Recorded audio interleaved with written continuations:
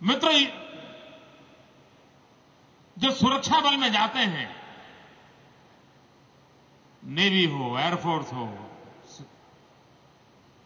Army हो, उनके जीवन में युद्ध कोई बड़ी बात नहीं होती। युद्ध वो अपने जीवन का हिस्सा मानते हैं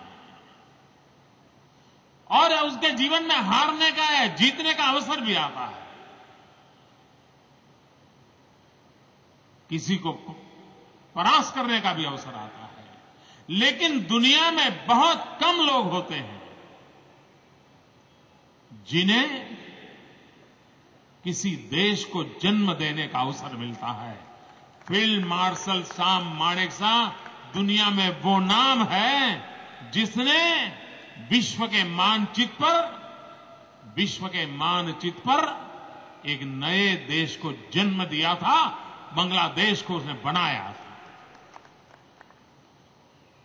बहुत कम लोगों के जीवन में सौभाग्य आता। ये भारत का गौरव है और दुनिया के इतिहास में कभी ऐसा नहीं हुआ है कि 95,000 जवान दुश्मन देश के सरेंडर करें, अपने शस्त्र भारत की सेना के चरणों में रख दें। मित्रों, वो दिन कैसा होगा? हिंदुस्तान के सेना के जीवन का कितना बड़ा वो गोल्डन चैप्टर है कि जब दुश्मन के 95,000 जवान अपने शस्त्र छोड़ करके भारत की सेना की शरण में खड़े हो, वो गोल्डन दृश्य होगा। मित्रों, उसका नेतृत्व जिस महापुरुष ने किया, आज अहमदाबाद की इस धरती में हम लोगों को सदा सर्वदा प्रेरणा दे, उस रूप में उनको सम्मान करने का, उनको गौरव करने का हम लोगों ने एक नम्र प्रयास किया है।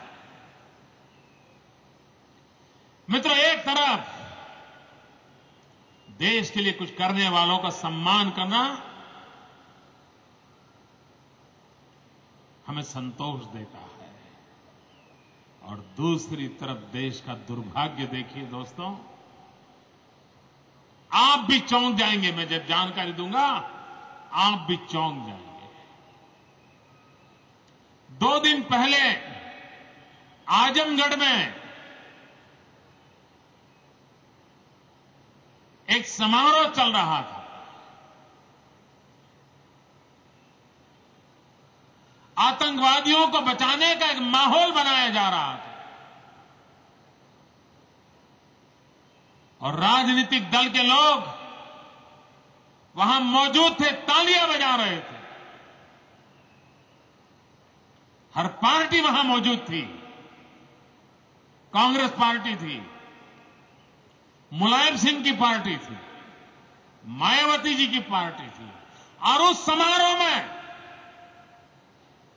एक इंसान खड़ा होकर के कहता है कि सरदार पटेल इस देश के पहले आतंकवादी थे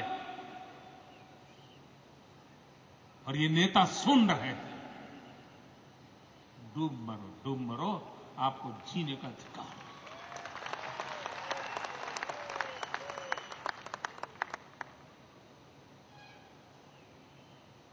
और पूरे देश में चर्चा तक नहीं है।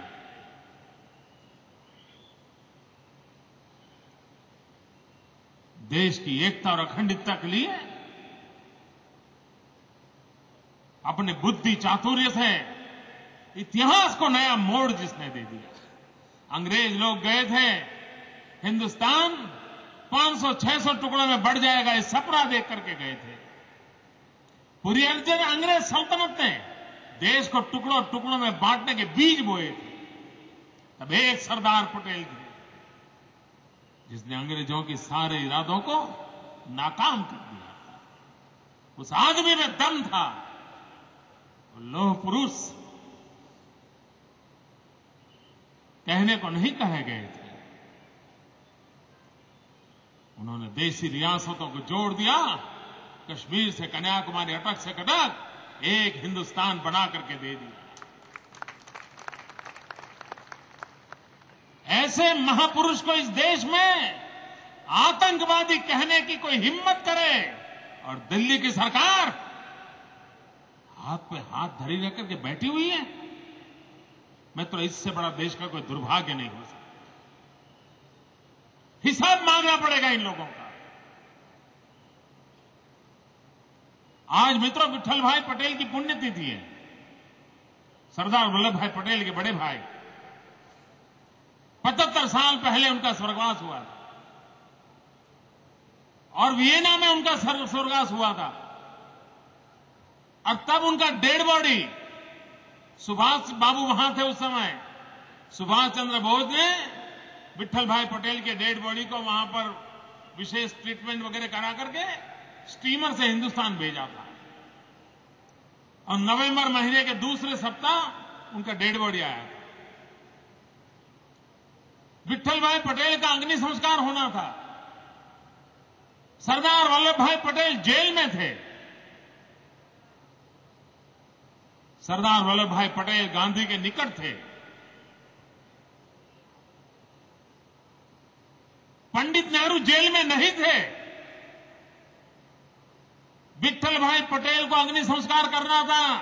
अंग्रेज सल्तनत ने सरदार पटेल को जेल से रिहा नहीं किया, पैरोल नहीं दी।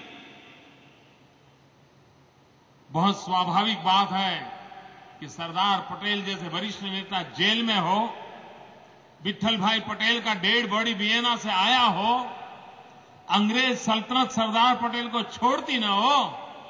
क्या नेहरू को इतनी भी नहीं सूझी कि विठल भाई की अंत्येष्टि में जाकर के खड़े हो जाए? ये तक करना हो जिनको इच्छा नहीं हुई।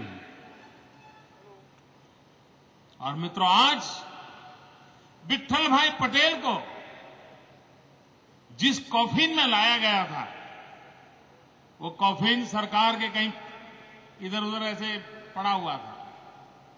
हमने खोज के निकाला और विठल भाई पटेल के डेड बॉडी को जिस कॉफिन में लाया गया था, इसको सजा धजा करके आज ही मेरे मंत्री को मैंने भेजा है। वो एक चैरिटेबल ट्रस्ट को डोनेट करके उसको म्यूजियम में रखा जाएगा। इतिहास को जीना पड़ता है। इतिहास को जीने की आदत बनानी पड़ती है।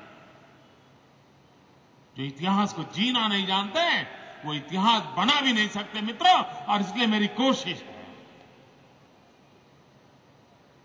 इसलिए हम कोशिश कर रहे हैं कि फील्ड मार्शल मानेक साहब, ये इतिहास हमें नया इतिहास रचने की प्रेरणा देता है, हमें नया सामर्थ्य देता है, हमें नई शक्ति देता है।